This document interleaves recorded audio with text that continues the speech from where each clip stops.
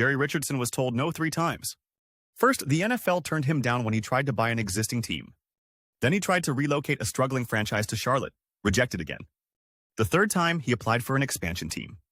The league said Charlotte was too small, the market too risky, and that the South already had enough teams. Richardson paid $206 million for the franchise anyway, making the Panthers the most expensive never-played-a-game team in NFL history. This is how a former Colts receiver who once bought a Hardee's with his championship bonus became the man who brought pro football to the Carolinas. Jerry Richardson played 2 seasons for the Baltimore Colts in the late 50s.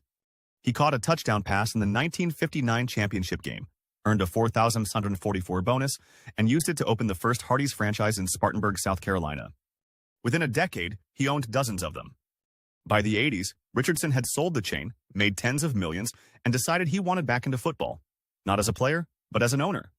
The problem was, every team worth buying wasn't for sale. Richardson approached the Colts, the team he'd played for, but ownership refused.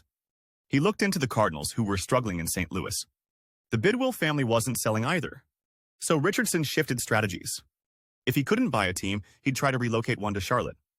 In 1987, Richardson launched a campaign to bring the Cardinals, who were threatening to leave St. Louis, to North Carolina. Charlotte's city council approved funding for a new stadium. Richardson assembled a group of local investors. The Cardinals' ownership visited Charlotte, toured the proposed stadium site, and said they'd think about it. Then they moved to Phoenix instead. Richardson didn't give up.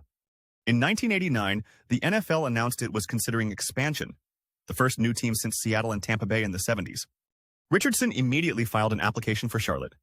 So did 11 other cities. Baltimore, St. Louis, Memphis, Jacksonville, and 7 others all wanted in. The league's position was simple. Charlotte had no football history, no proven fan base, and a population smaller than most NFL cities. Richardson needed to prove them wrong. He launched a ticket drive before Charlotte even had a team. Fans could pay a deposit to reserve season tickets for a franchise that might never exist. Within weeks, over 40,000 people had signed up.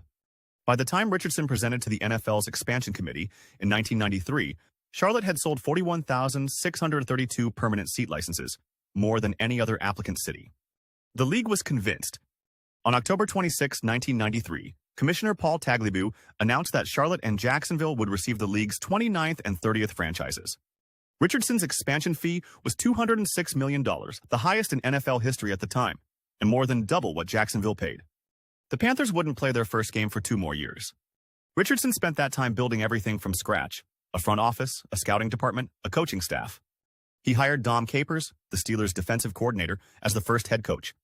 He selected a team name, the Panthers, after fans voted between Panthers, Cougars, and several others.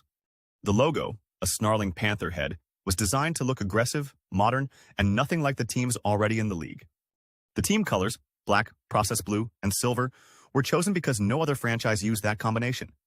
On September 3, 1995, the Panthers played their first regular season game against the Atlanta Falcons. They lost. But the next week, they beat the New York Jets and finished their first season 7-9, the best record for an expansion team in modern NFL history.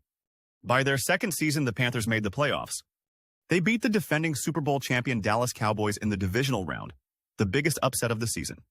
They lost the next week to the Packers in the NFC Championship, but the point was made: the Panthers weren't a fluke. Richardson had done what the league said couldn't be done: built a competitive NFL team in a city that was supposedly too small to support one. The franchise that was rejected 3 times became one of the league's fastest success stories, all because one man refused to take no for an answer. Next time, we head north to find out how a band of rebellious investors created a team that shouldn't have survived its first winter.